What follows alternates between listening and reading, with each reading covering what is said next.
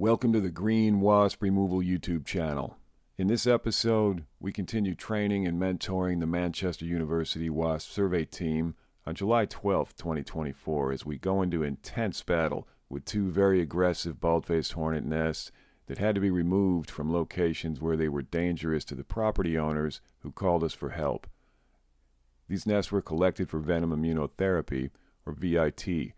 As you'll see in this footage of the team in action, it takes skill, steady nerves, a sharp mind, proper technique, and cool-headed approach to work in the field of professional wasp venom collection.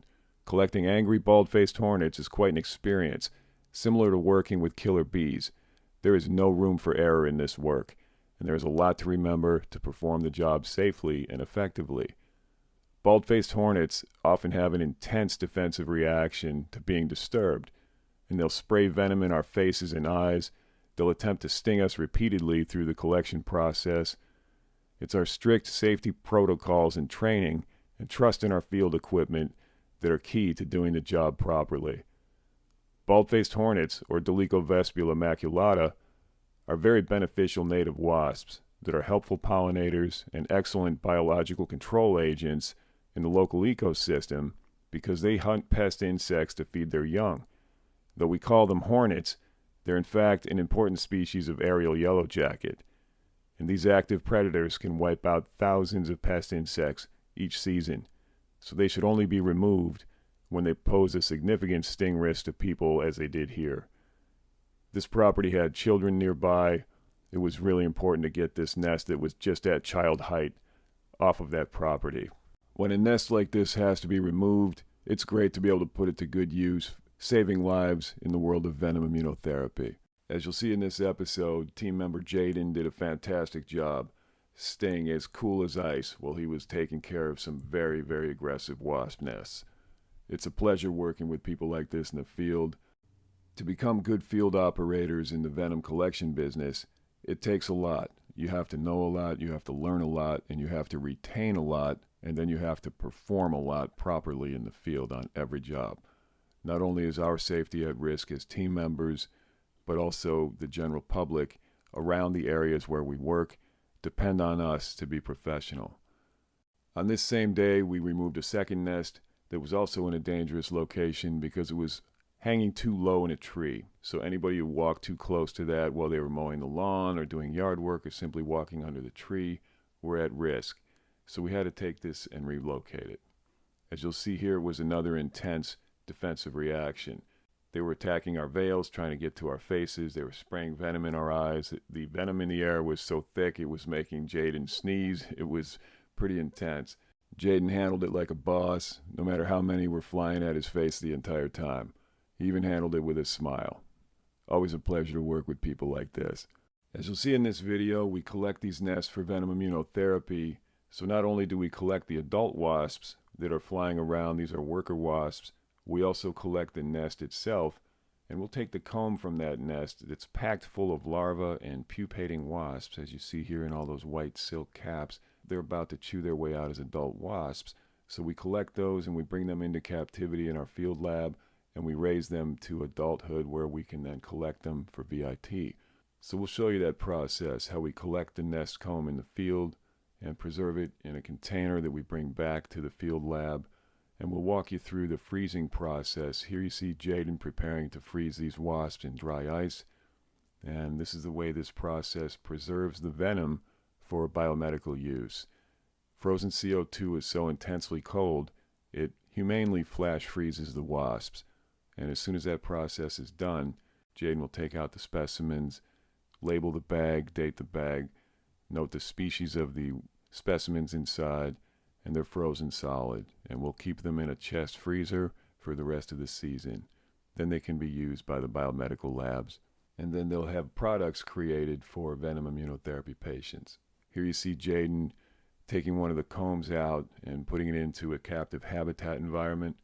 Once the nest is put into this environment, the pupa inside the nest, which is a larva that has woven a white silk cap over its cell, as you see here, can continue its development into the adult stage of the wasp, like you see here.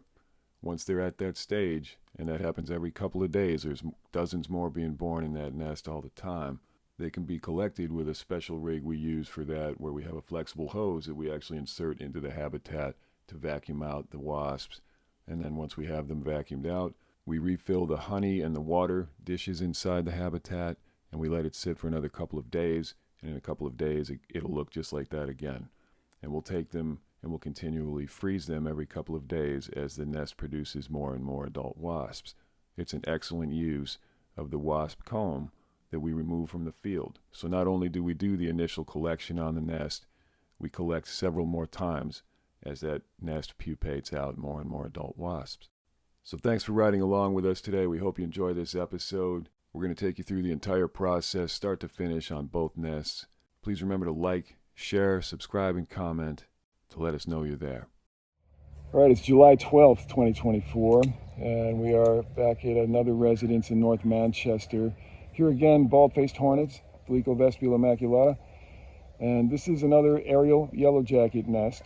Even though they call them hornets, they're not true hornets. It's actually aerial Yellowjackets. Jaden is going to walk up to this nest now and do some field measurements. And that way we can have data on how high it is off the ground and the size of the nest.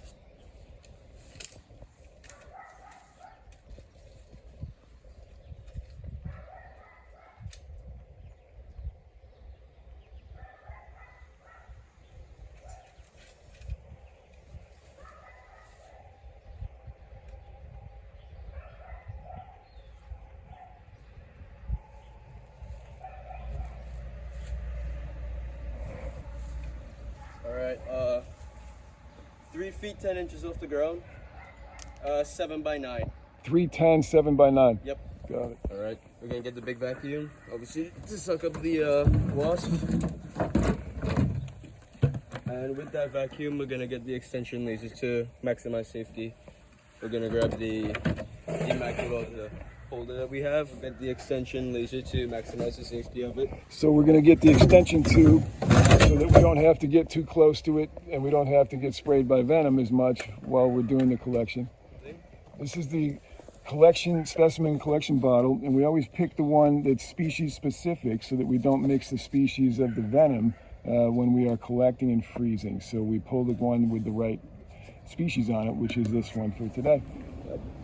And then we'll come and laser on, we'll grab some tools, probably some tongs, if probably something like this, or a spatula to scrape it off of the, and then afterwards we'll get some cleaning agent, which is a water, essential oil, soap mixture. We'll spray it down to get rid of every pheromones, and then we'll scrub it in with this, with the brush. Excellent. Let's do it. So Jaden's rigging up our pole, which is a regular tool pole that's been modified to be a vacuum tube. We just cut the ends off of it and we modify it so it will fit.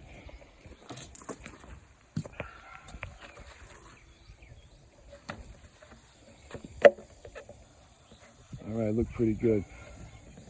They smell our pheromones from the last nest, so they're buzzing around us a little bit already.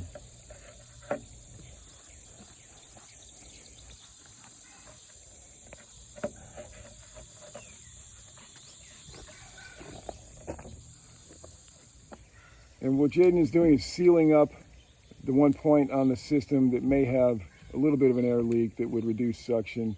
So he's just going to cover that a bit with some tape. And then we are ready to go. Okay, so Jaden is ready to begin the extraction of the workers. Give it a good amount of suction. And we're good to go. Off to battle. Like he's jousting. I'll bring it up for you.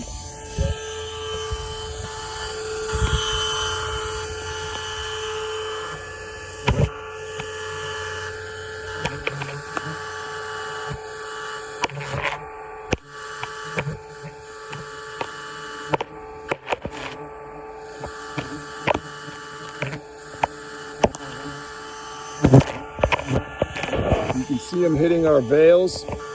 We're going to spray plenty of venom today.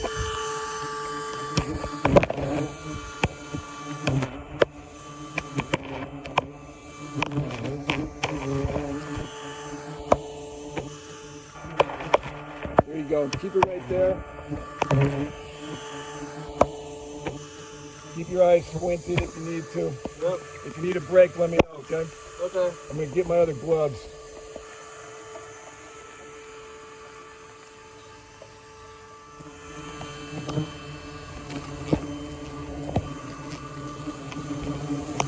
Like the medieval knight in his armor. I'm going to show you what it looks like when they're attacking gloves. You see how they inject their stinger right into the leather on the glove, and then they get stuck in there, and they'll even disembowel themselves when they're trying to escape. So if we weren't gloved up and we didn't have suits, this would be extremely dangerous.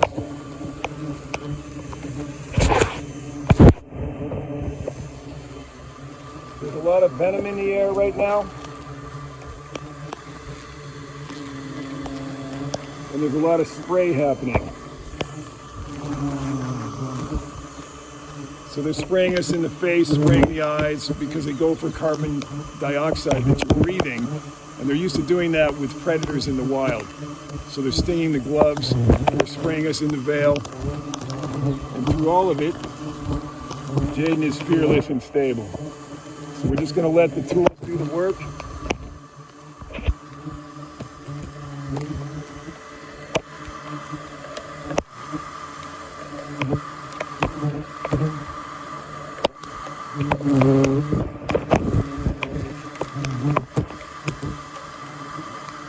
Check that section. That's pretty good. I'm going to turn it up in a little bit. Yep.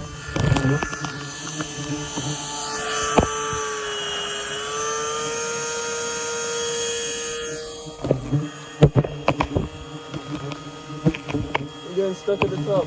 Okay. There we go.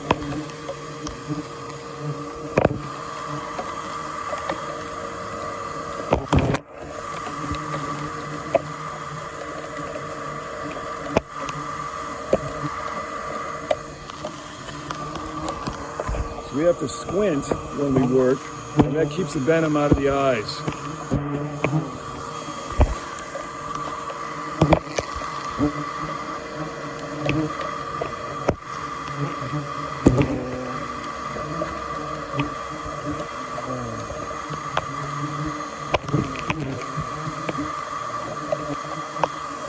Quite a few in the collection already. It's a very active nest, high population. We have quite a number of them collected quickly. We might need a second bottle on this one if they start blocking the section. But you see there's still plenty coming right in and out, being sucked into the tube. As soon as they jump out to fly or attempt to go in, we've got them coming and going. I'm going to pull back here and look at the cloud around us. So you'll see there's quite a cloud of angry bald-faced hornets here. And this is why we never ever recommend that people do this themselves.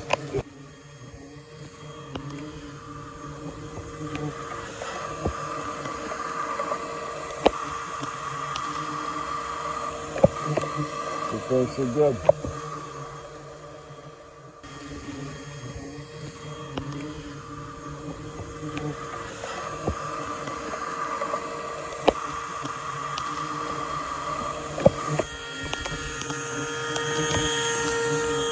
I'm going to show you how they keep hitting the gloves.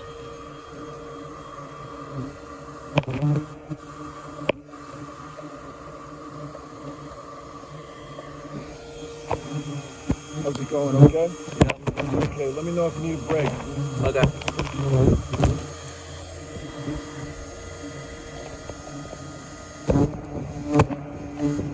Cool, calm, slow with control.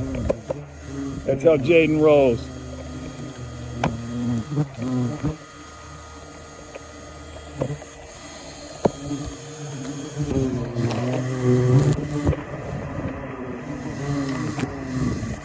You can feel them hit this glove. When they hit your veil or hit your glove, it feels like someone's throwing little pellets at your head. They just bounce right off of you at a pretty noticeable speed. You See here how they get stuck in the glove when they try to sting. That's only because it's a heavy leather glove. If they were going directly into skin, they could sting you many, many times over and not have a problem. Their stinger is smooth. It'll go in and out of your skin and give you multiple stings. And that's how envenomation happens, and you end up toxic in your bloodstream from so many stings. That's why these can be so dangerous. You really need to be suited up when you're dealing with these things. All right, the collection looks great already.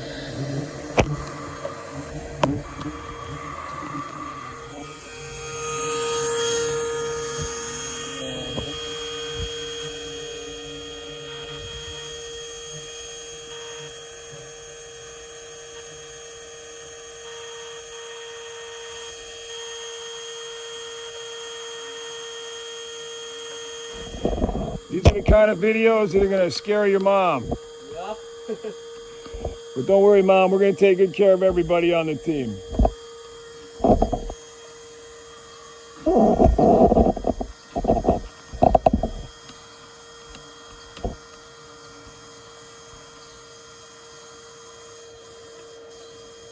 So already, the number of attacking wasps is significantly reduced.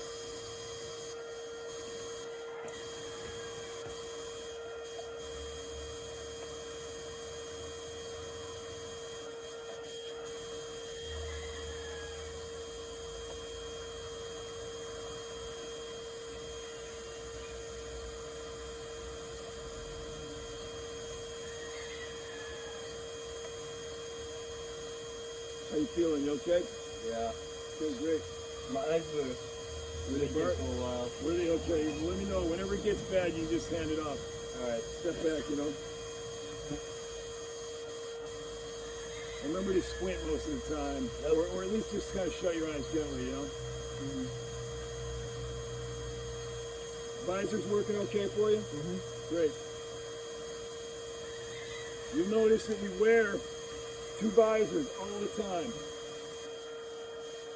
The purpose for that is to keep the veil tight and keep it off our face. As soon as skin touches the veil, you get stung. And when we're working, we just sort of keep our eyes at a closed squint, and that way they can't get venom into our eyes. If we try to use eye protection like goggles, they just steam up and you can't see what you're doing. That's why we tend not to use them much. But they can be handy.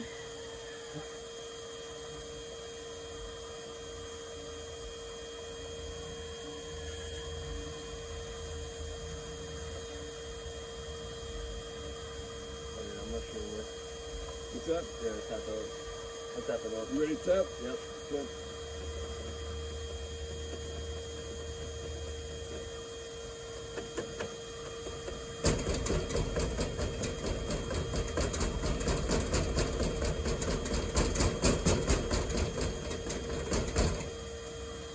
Come out and play, little waspers.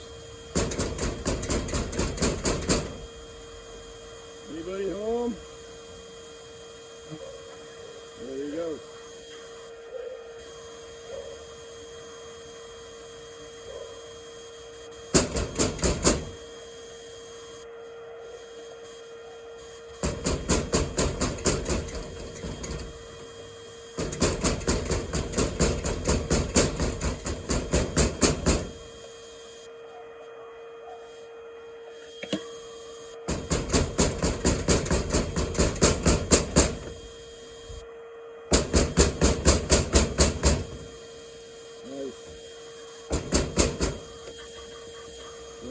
So far, so good.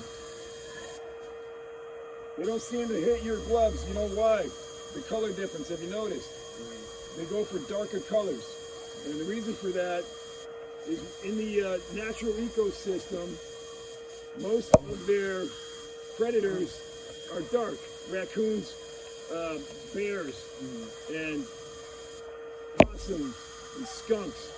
All of them go after wasp and wasp nests and larvae. So those dark colored animals have made these evolve to go after dark colored things. So in the future, we'll probably get you white visors. Okay? That'll help.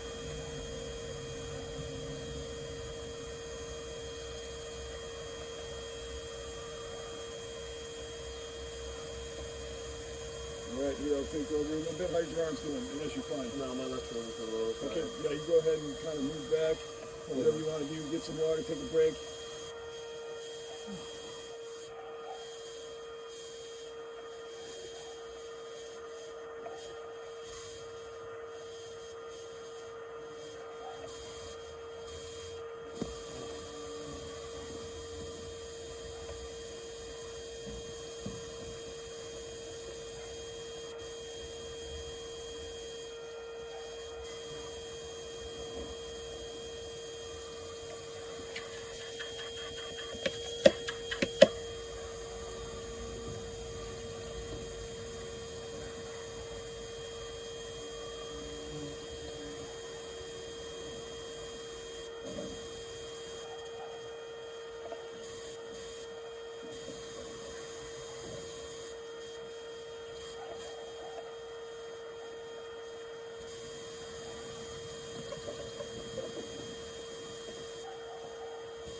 Cloud's starting to die down. Oh yeah.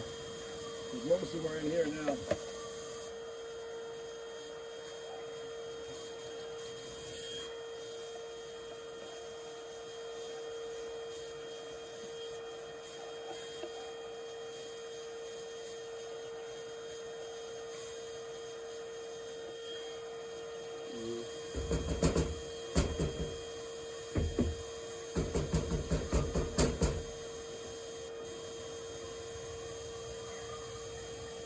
See that one down there? It's having trouble getting around?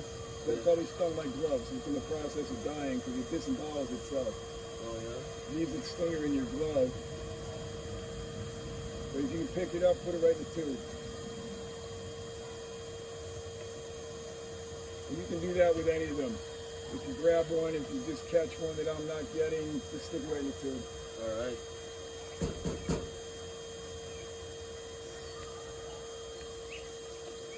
Just go normal left, right?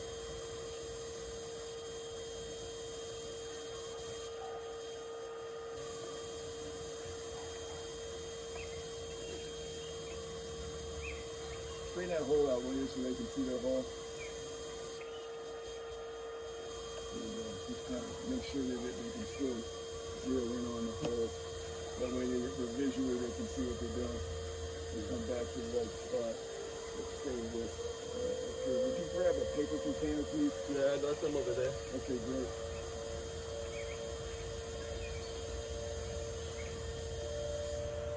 Oh, is that the midday thing? Yeah, it's annoying. I don't like it. I wish they wouldn't do that. To me, it's just noise pollution. Yep. You know? What did it do it?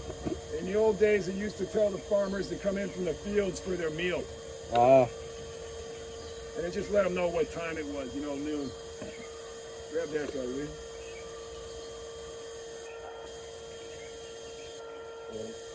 Good. Should say grab that girl. Female workers.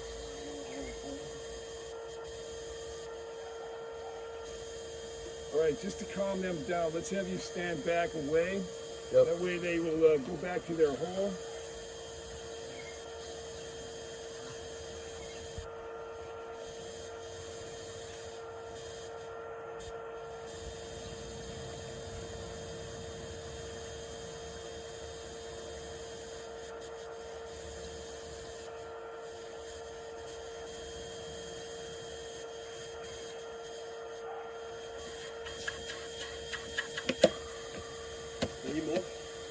Yeah, they're starting to gang up so much on the screen. Maybe we should switch bottles. All right. Just grab the trigger on the bottle. Yep.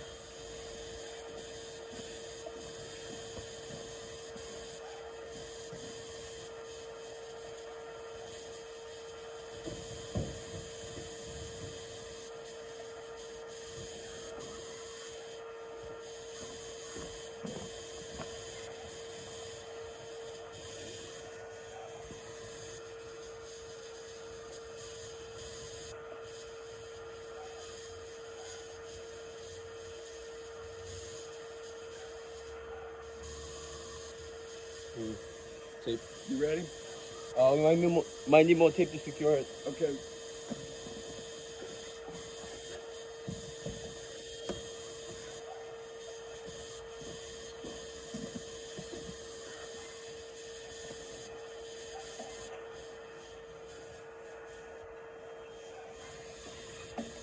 I'm ready. Okay, cap off, and then, okay, so what we're doing is we're gonna re-rig now to put a new bottle on, because at this point there's so many foragers collected here that it's becoming difficult for the suction pipe to draw air through. So we're gonna change it out. And Jaden's gonna cap it off, and then he's gonna re-rig the bottle.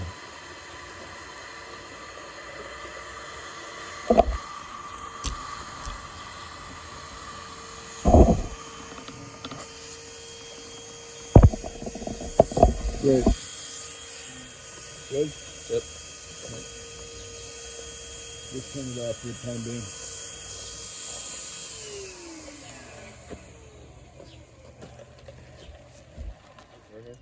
Yeah, I would say right here is the spot. That's good.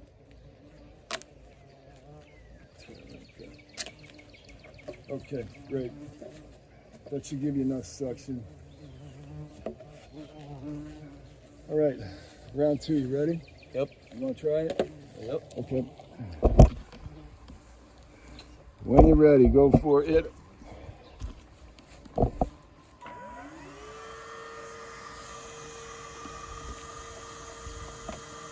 So we've got a second collection bottle started now because the first one got so full that it was blocking suction. So Jaden now is going to fill up a second one.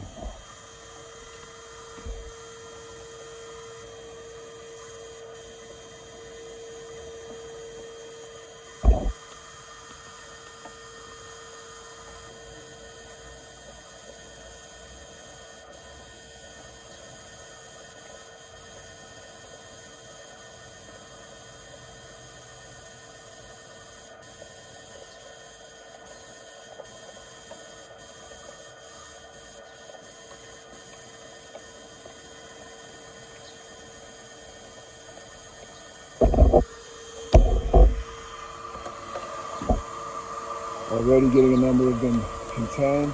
Excellent. The cloud around us is significantly reduced now because most of them are in here.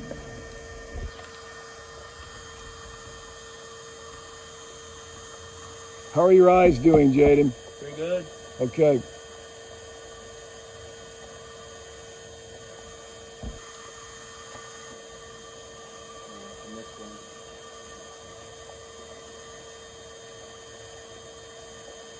All right, I'll tap them for you when you're ready. All right. And let that one try to land. All right. I'm ready. Are you ready? Yep. We're about there. Let me get out of the shot.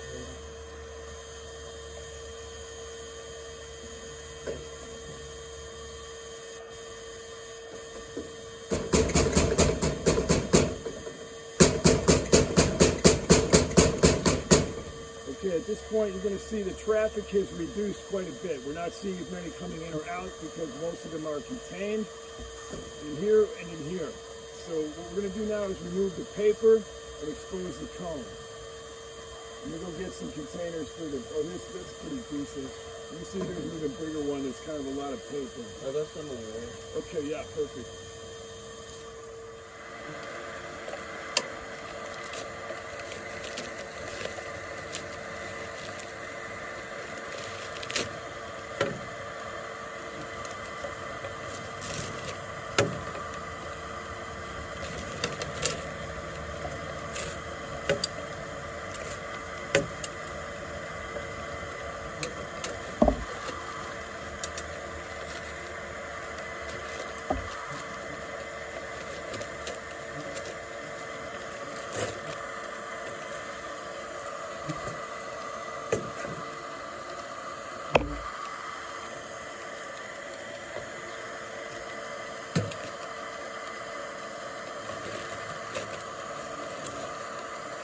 So you see how the bulk of the nest is just paper.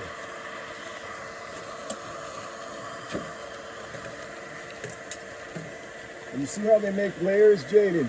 Yeah. The layers are... So Jaden has a good collection going in the second container now. And what you see here is a... So at this point in the job, we lost power on the camera, so we apologize. We don't have footage of pulling this comb and containing it.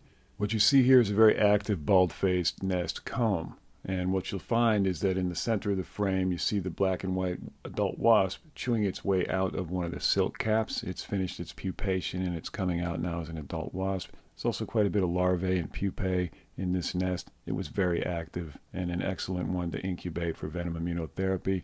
Now we're going to move on into the next job we did that day. July 12, 2024. Here we have a Baldfaced Hornet nest, Delico vespula maculata, about 7 feet off the ground. Nest measures about 10 by 8. Very active, still a relatively young nest.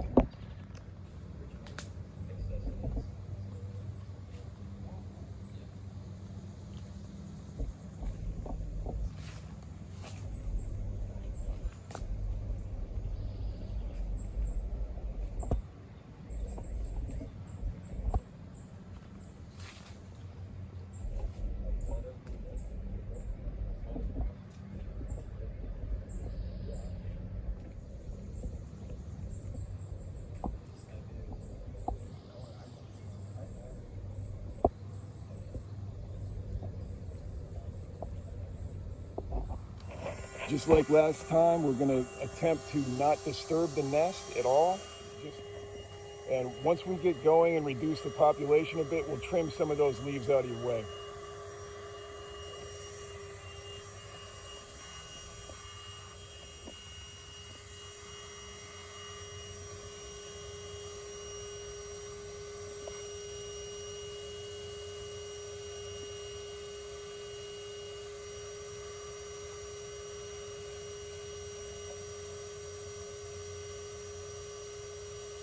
Right there should be just about perfect.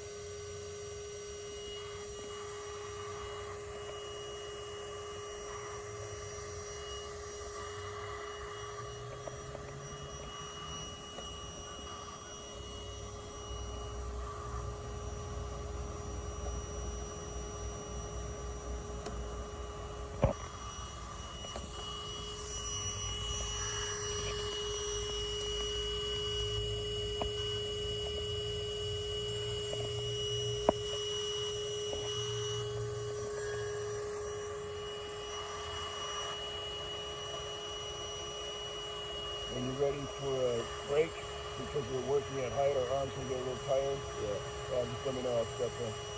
Okay.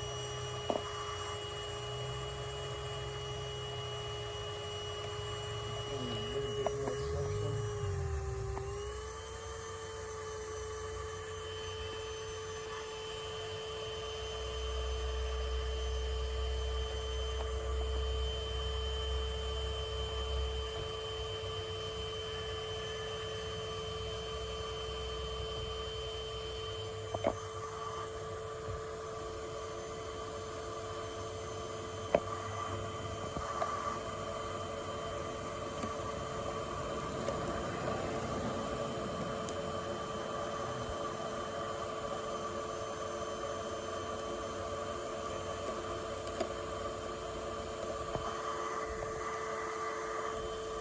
Perfect.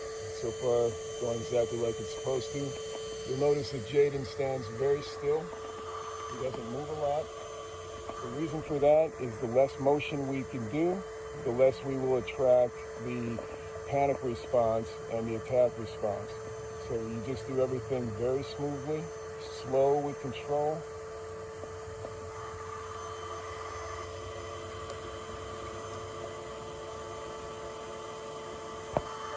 And we're already starting to come into the container in numbers. So, perfect.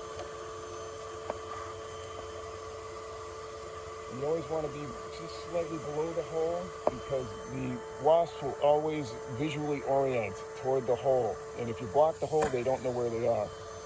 Get up right next to the hole now. With the bump, they're going to start piling out to see what's going on. And you want to catch those when they come out. I'll get the trimmers, we'll trim that for you. Okay, be right back.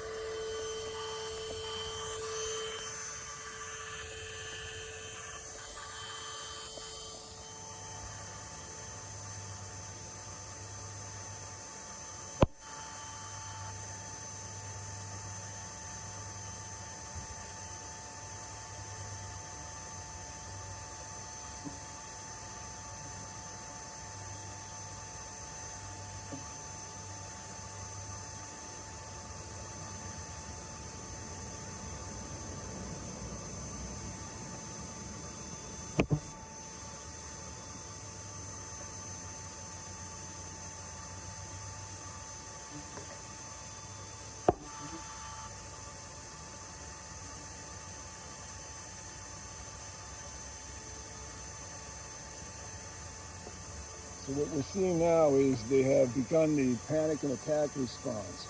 So Jaden's visors, you'll notice, keep the wasp from attacking his face because they can't touch his veil, they can't touch his skin through the veil.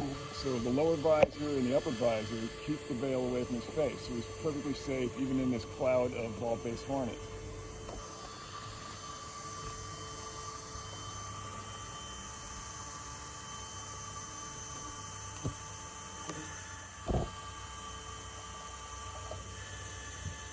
Way to keep it cool, brother. Oh, yeah. That do it for you? Yeah. Let me get one more. You might get sprayed by them and react to the venom. If your eyes bother you, let me know. Sometimes the venom spray will cause an issue. Yeah. And if you need a break, let me know. I'll step in. Yeah, I think I might need a break. My Okay. shoulders are getting a little tired. I got you. Here's the reason to double gloves. Yeah. Let me show that. Okay. Step off, give me the truck, slowly, just back away.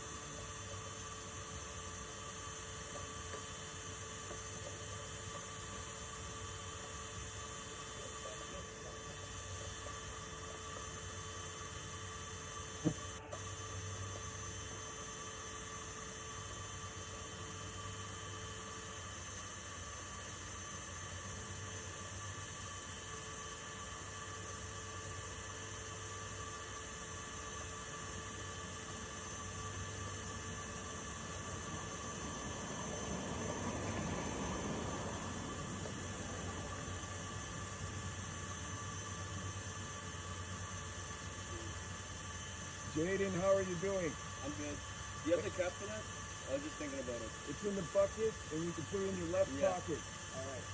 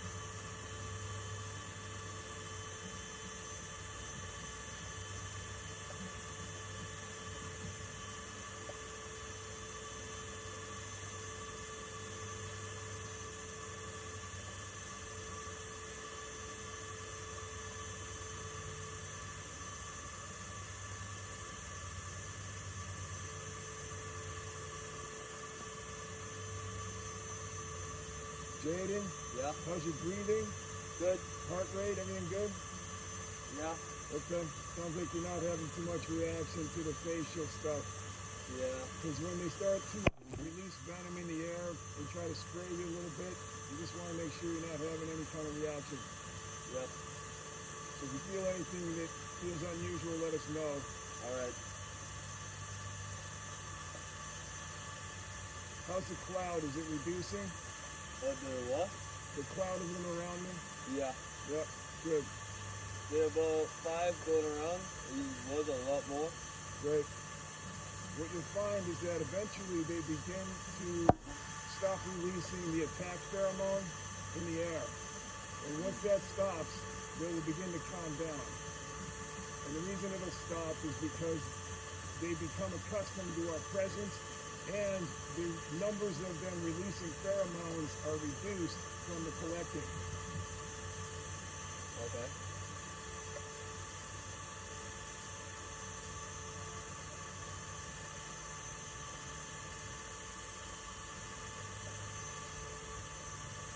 Remind me before the next job. I'm going to grab the pole just so we don't end up fatigued. Okay.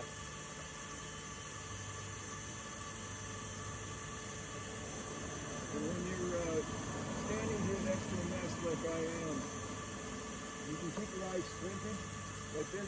Okay. And it tends to keep the venom out. And you don't have to squint hard, just kind of close your eyes as much as you can, just relax, you know. But the less eyeball you expose, the easier it is. Do me a favor, please, and get some close-up imagery with the camera on them entering the tube. All right.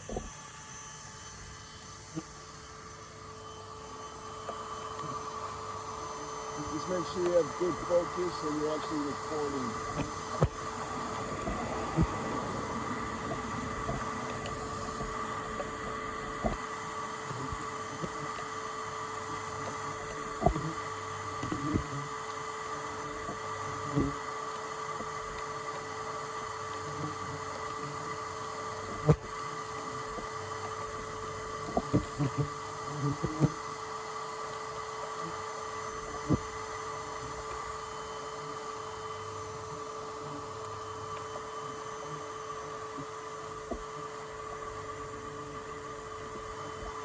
If you get some close-up footage of how many are in the container so far, that'd be great.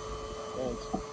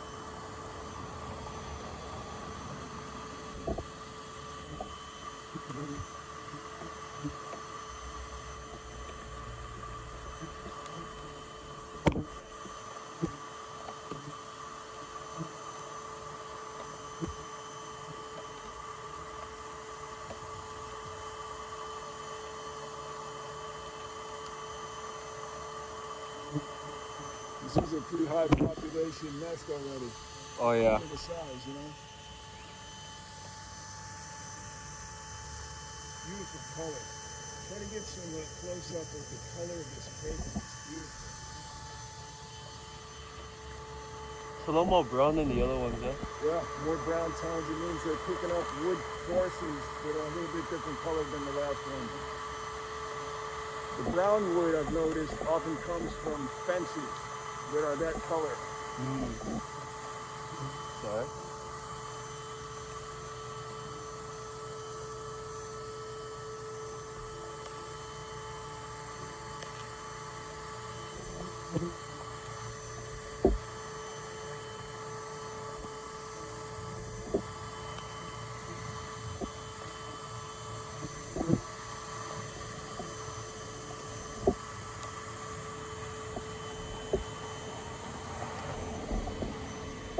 So I can feel the venom in the air around my veil from them spraying toward my face. And the reason they do that is they respond to carbon dioxide. So they know when you're breathing, because animals in nature that would be predators of the nest, they like to attack where the animals breathe, their face. So they go after anything that is exhaling CO2. And that's why they focus on your face like they do.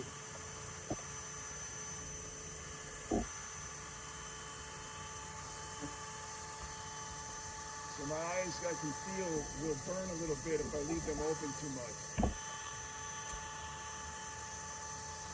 And the reason why I typically don't wear safety goggles is because they steam up so bad from sweat that you cannot see. So I prefer just to close my eyes a bit. But you're always welcome to wear eye protection if you can do that without fogging up too much.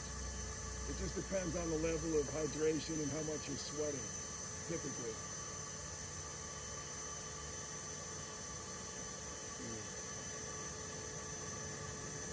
Does this nest have a lot more than one last year? I believe so, population-wise. That's interesting. You'll notice week to week they grow exponentially. And the ones we're incubating now from last week's nest have come out quite a bit. So we've had at least this many born in that nest already. Oh, okay. In captivity.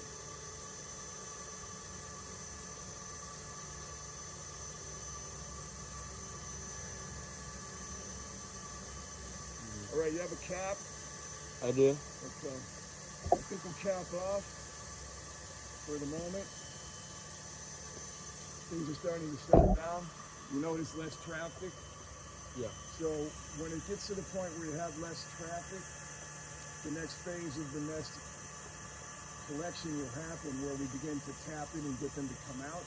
Remember like last time? Yeah. And then after that, we'll begin to remove paper. So for now, I'm just going to cap off a bit and let them resettle, and then we'll come down. Okay. Here's our collection so far. And what we're showing you is mostly female workers that are foragers. They go out and they find insect protein and they bring it back to feed the larvae, or they go out and find nectar for themselves as adult wasps, or they bring back wood pulp that they collect from fences and phone poles and old logs and other plant material to build the nest with. That's what their job is in the ecosystem, and they bring it into the nest to support the nest. So what you'll see here now is the nest is much less active than it was when we arrived. They're starting to have less pheromone in the air that tells them to attack and be panicked, and more of them are staying inside the nest because they are intelligent enough, these insects, to understand sometimes that it's safer in the nest than out of the nest when there's a vacuum tube sucking them up. So some of them will actually stay in the nest for that reason and hesitate in coming out. They will adapt to their situation. So we're going to just let them relax for a little bit while we take a break.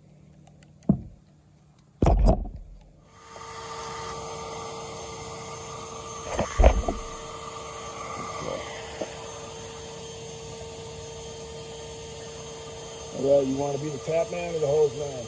I'll be the tap man. Okay, you got it. Now what we're going to do is stir them up a little bit to get them to come out and get sucked up, because there's a bunch of them in the nest. So you can be a little aggressive with it. Try not to damage the paper too much, because you'll try to save a lot of that in larger sheets.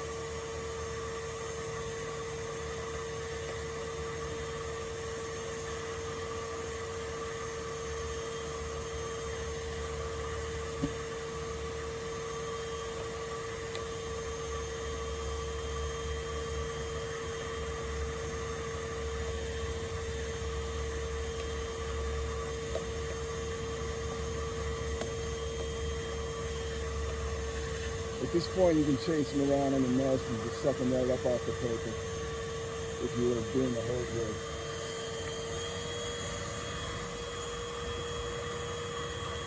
Because they're getting smart enough not to approach the hole, you know? Yeah. And so you can just get them on the nest.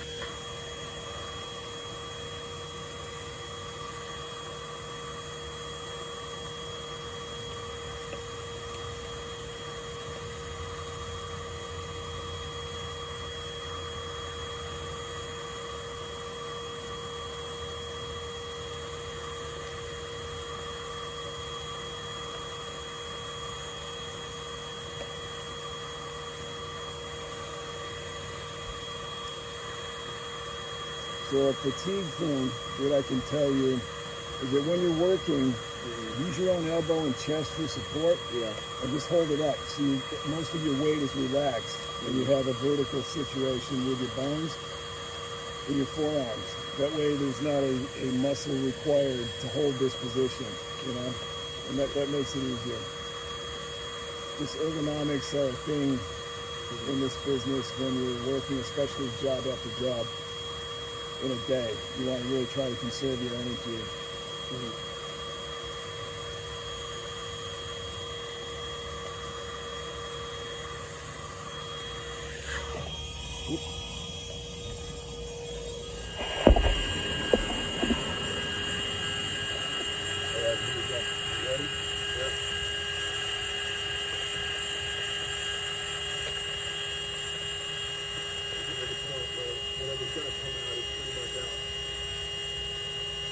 Get to that spot, that's when we start to move further.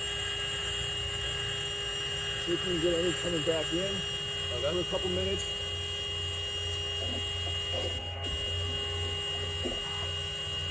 Because what you want to do is stir them up enough to get them to come out, and then collect them as they come back. How's your suction? You hear it turning in the back? Check your suction, it might be getting too cold. We have another bottle if you need it. Okay. Just make sure your suction's still good enough to get them in.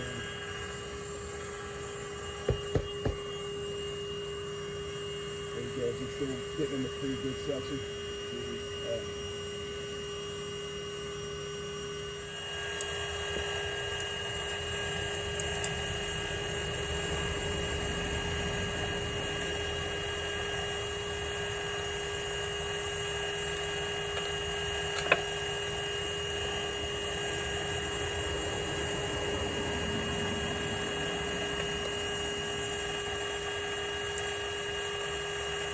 Always try to get as much of the paper as we can in the cap.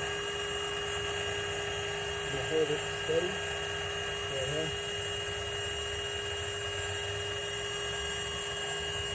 See how the new combs are being built in the center? Those new combs are going to be oftentimes built out for queens, new queens and males tend to be born towards the center later in the season. Getting good suction stuff? You need to turn it up a little bit, go slow. So on this nest, what we have are several layers now being built. The main comb structure here is typically going to be female workers, smaller female workers. Toward the center,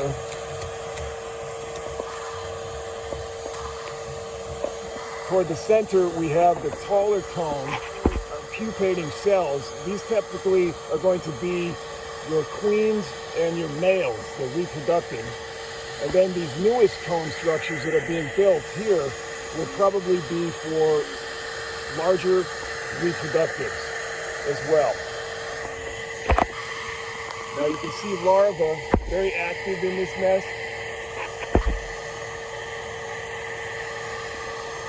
It's a high population nest. Already it had a lot of workers, which you can see here. And those workers have been collected. But this next generation will be equally large and larger. And they will continue to get quite large throughout the season. This nest could easily have grown 2 or 3 times this size by the end of the season.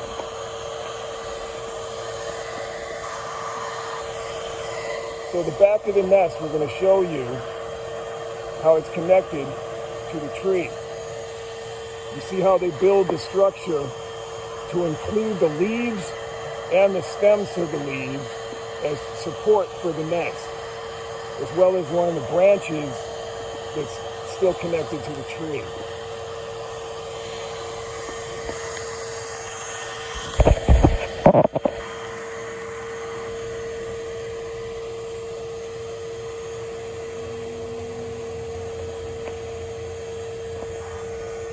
What do you think, Jaden, your second nest? You getting used to this already? Yeah. You're an excellent field operator. Very cool cucumber under pressure. That's what we're looking for on this team, so well done. So I'm going to take over this, and you're going to grab the feeders, and you're going to cut that branch as low as you can on the tree just to preserve the branch.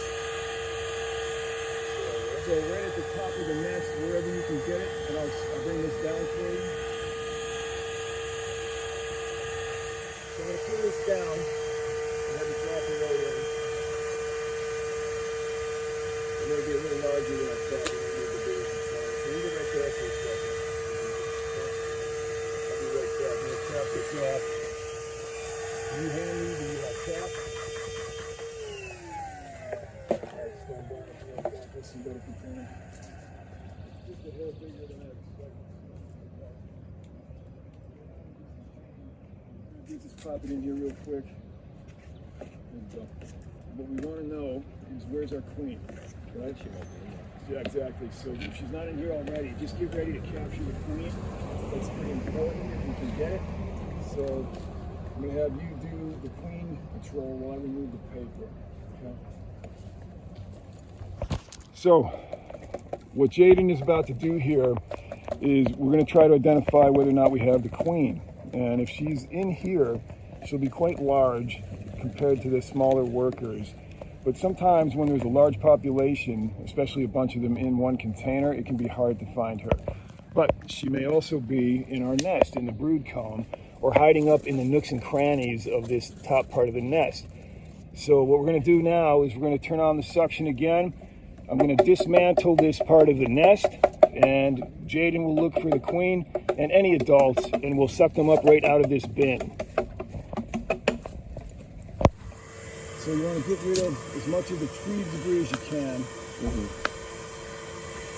And then we're going to turn it over and look for any adult.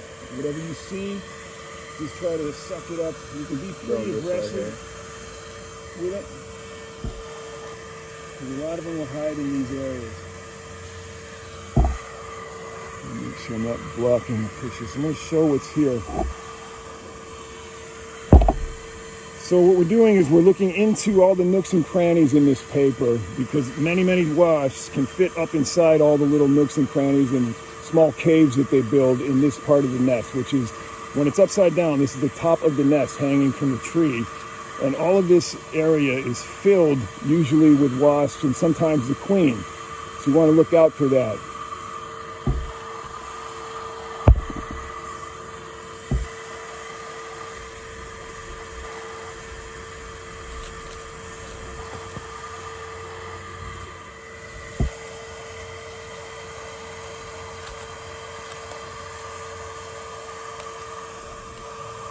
So just peeling off layer after layer, and eventually the inner layer is where most of them will be. But you don't want to miss any that are in these outer layers.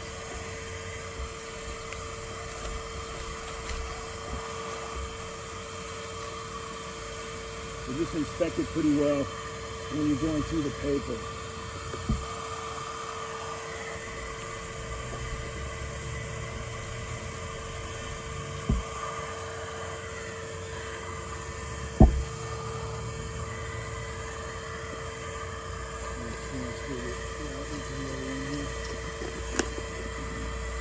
So any more paper we'll put in here. Okay.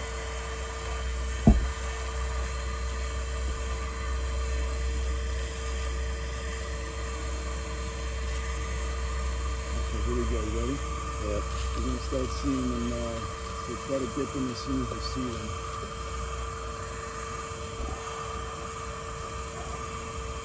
Here we go. Good. Hold on. This could be a queen right here.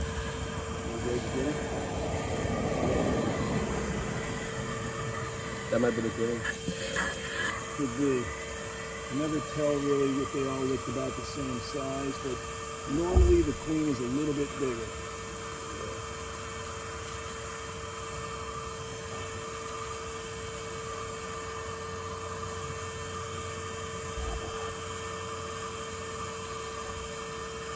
Show the camera.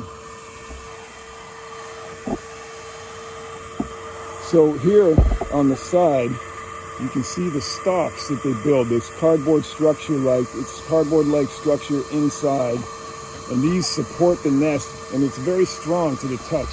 That's the main support system for the nest. Very strong material. So here we go. Let's see if anybody else home. That could be our queen. Let's hold on a second.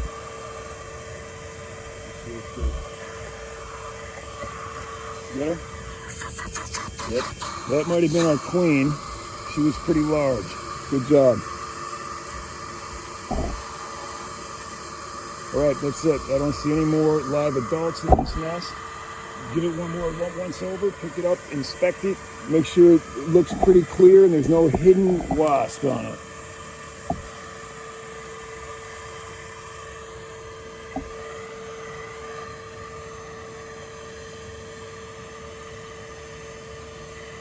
Think we're good? You good? Yep. Okay, we're going to take this. Let's cap off for the moment.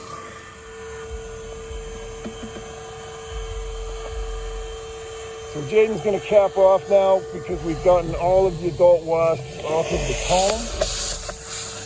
And we believe we have the queen. There were a couple fairly large ones in there. Good job. Okay, now once you get your wasps in, let's check, see how they're doing. That looks pretty good. Separate them so they'll get a little airflow from both sides of the tube. You can pull this right out and keep them in the shade for a second.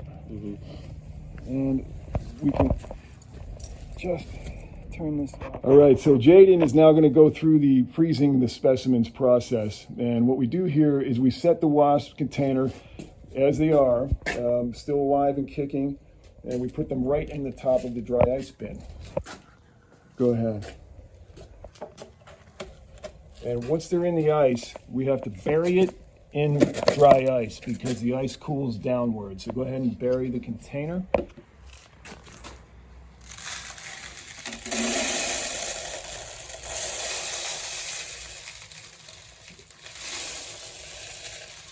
There you go, and you can scoop your hands around the edges to cover it completely.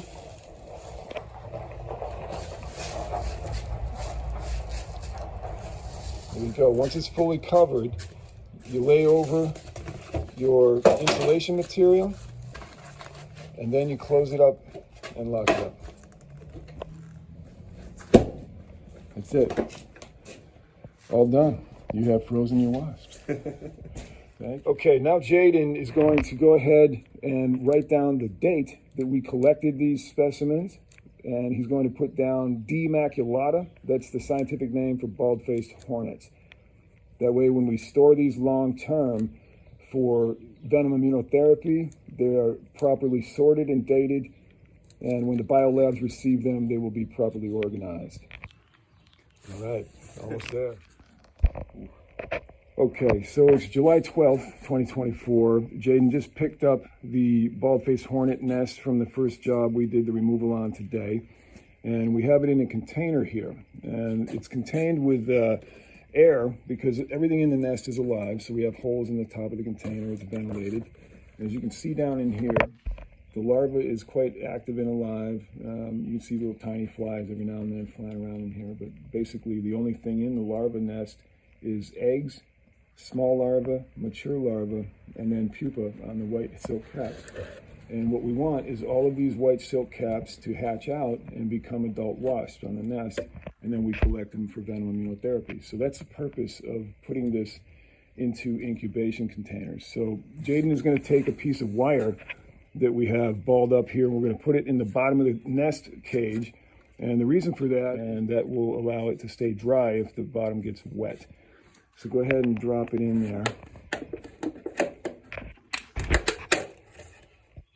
And you'll notice that Jaden puts it upside down like it is in nature. It hangs with the cells facing the ground. And that's why we gently lay it into the wire in that position. That's the natural way that the larva will develop. So you'll see here that it's up off of the surface of the glass. And you see how the larvae hang upside down in their cells. And that's what we want. That's their natural state. They're kind of used to being upside down. It's quite easy to flip the nest over. They can develop that way as well. We've done that many times in captivity. But their most natural, most comfortable state for the best development is like this, upside down. So now Jaden is going to go into the dry ice. It's been freezing our wasps now for about 15, 20 minutes. And what we're going to do is take it out and transfer it into a baggie. And that way we can put them then into a chest freezer.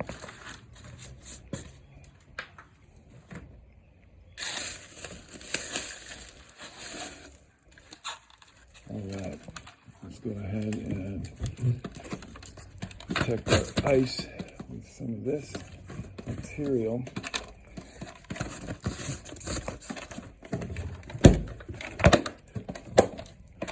All right, so let's see. We'll open up the cap and take a look in there.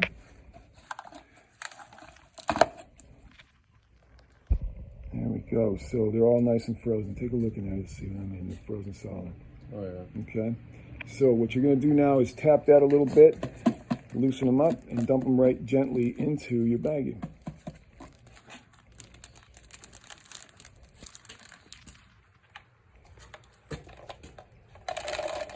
And gently shake it, but try not to break them is the main thing. Because the biolabs that receive these wasps need them in the best possible condition to make sure the venom is in the best, most viable state. There you go. You can be a little more aggressive, but kind of shake it pretty good in there.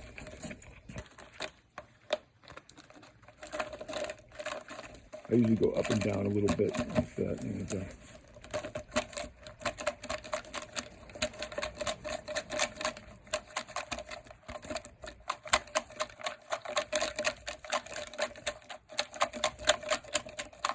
And they're coming out whole, right? No breaks? Good. So you hear them like frozen solid in there, little pieces of wasp ice basically now. All right, then you give the container a couple of taps. And the reason we do that is make sure there's none hanging on or stuck on inside. And you can tap it, bang it right on the top of this if you have to, whatever you need to do. There's just one. He's on top of the thing. Let's see, what do we got in there? Oh, one guy stuck on the screen. Okay, I'll get it to him, pull him out. For now, we're just going to look at this, see what we got for collection. There you go. All right, now you wrap it up, get the air out of it, and seal it. There you go.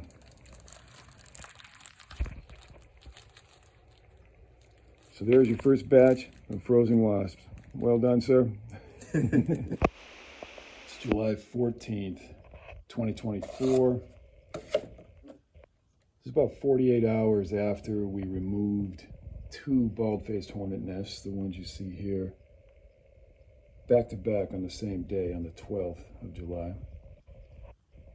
And as you can see, dozens more of the bald-faced hornets have already pupated out and eaten up the tray of honey that we have here. And there's water in the other container. And we put a cloth in there, just a paper towel, to soak up some of that water so they don't drown in there, but they can get moisture. You see some of the larvae has been pulled out of the nest by the wasps. They also eat the larvae occasionally when they're in captivity like this. But the larvae can't be saved, but the pupating wasp and the white silk caps you see around the edges, those are absolutely able to be saved for venom immunotherapy because there's more being born in there all the time. So far so good. We'll collect these again in about another day. For right now, we may need to collect them a little sooner than that and then add some more honey.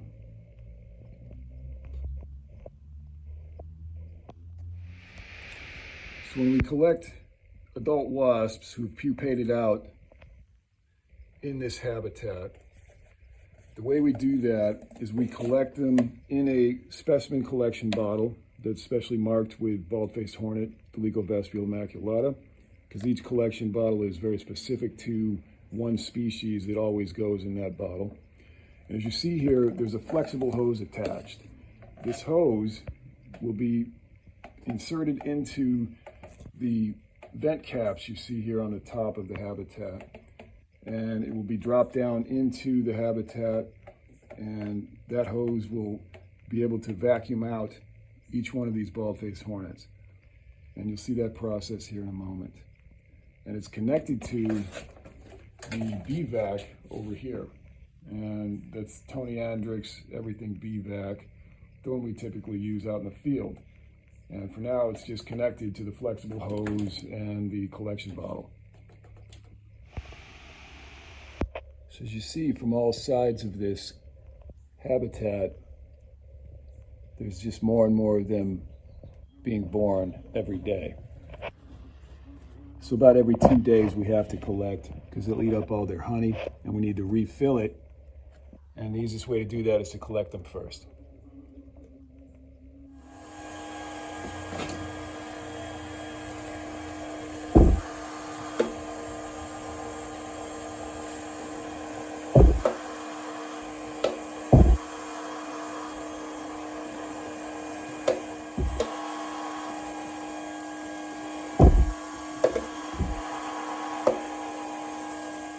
So the plastic bag we use wrapped around the hose just prevents them from crawling out of the vent cap that we opened up to get access to the habitat. And so we just slowly collect each one, trying not to damage them. It's a very low suction hose.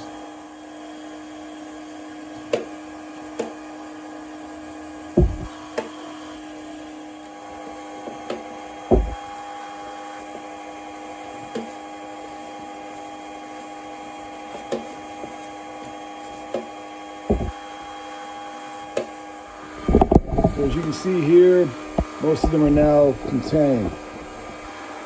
So now we take our wasps. And bathe them.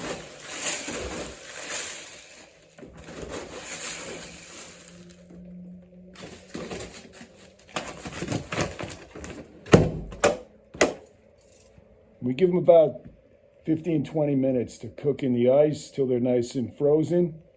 Then we'll transfer them into a baggie, dated and marked with the species. And we'll transfer them into long-term cold storage in a chest freezer. So it's been about 15 minutes, maybe 20 minutes or so since we put the specimens in the dry ice. Now we're going to take them out and transfer them into a baggie. We're going to write the date, 7/14/24, and the species, which is Dolichovespula maculata.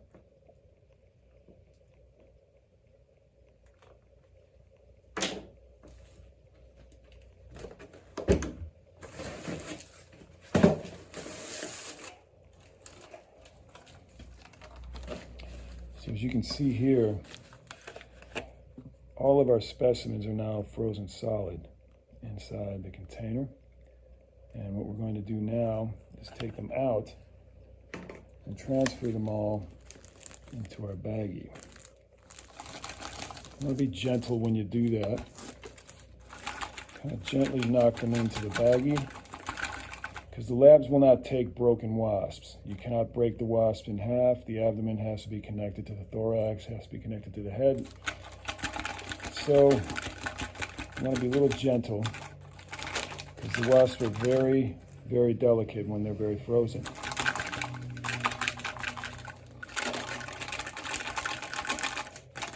It get a little tricky to get them out of there at times because they are solidly frozen together sometimes. But do your best not to break them. Sometimes you have to tap it to get them loose and dump them in. All right, and then once you are sure that your container is fully emptied, and set it aside, zip up your specimens, remove the air from the bag, zip them up, and they're ready for the chest freezer long-term storage. July 17th, 2024. Just showing you the number of pupating wasps that have come out since we collected the last time. Very active, very healthy. They've pupated out of both combs. And there's plenty more where that came from, still yet to be hatched out. So this one's been very productive. As you can see, they're quite active. They've eaten up all their honey, which they do about every 2 days. So we're going to collect them now and then refill the honey and do this over again. And every couple of days we'll collect again.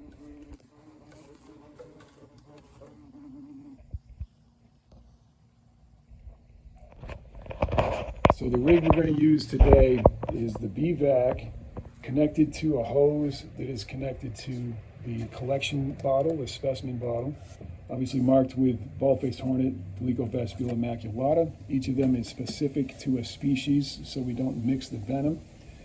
That is connected to a clear hose, flexible hose, that we put down into this hatch. And once it's inserted into that hatch, it will be inside just sucking up individual Baldfaced Hornets.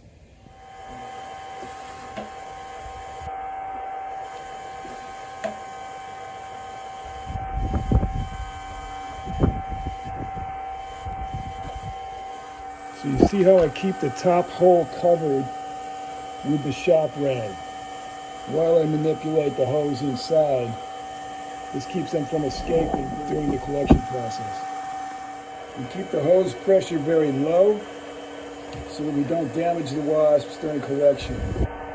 Just a slow, methodical process.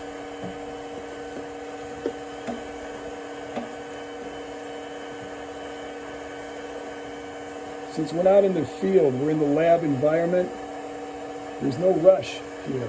So we can just take our time, make it simple.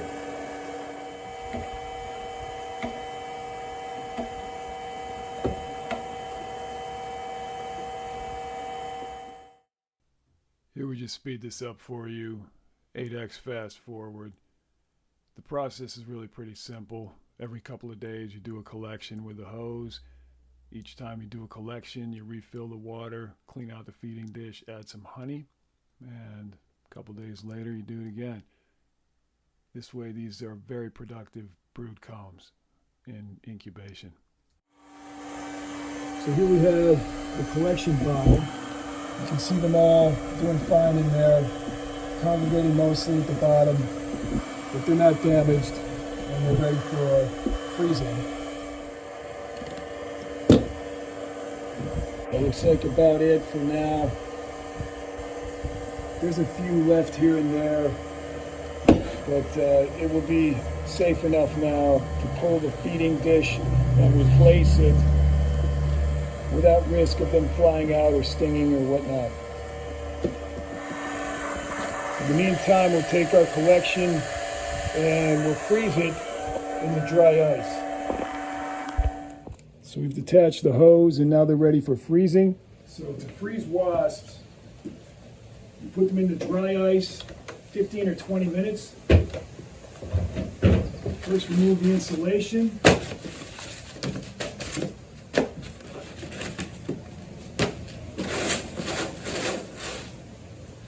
So it looks like the wasps have to go beneath the ice. It's very important that you put them underneath the ice, not on top of it. The reason for that is the cold and the CO2 goes down, not up. So it's vital that they're underneath the ice. This will freeze them properly and preserve the venom.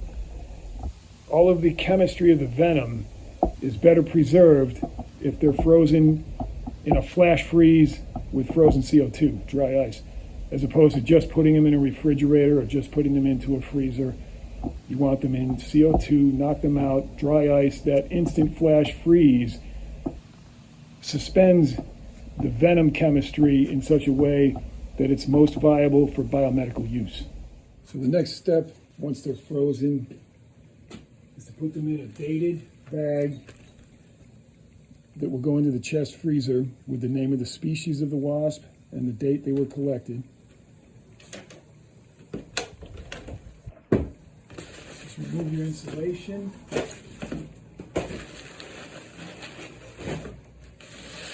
Remove your container. You can see they're all completely frozen solid now. You can hear them rolling around like little ice cubes. Want to be very gentle. Broken wasps are not able to be used for venom immunotherapy. They have to have their complete body, abdomen, thorax, head. If they're all broken up and separated, they cannot be used. So you got to be kind of gentle as you do this, because when they're frozen in dry ice, they are extremely delicate.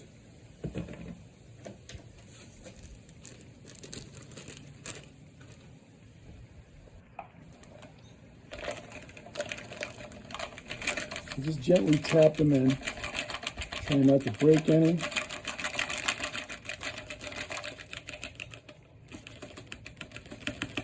Sometimes you have to tap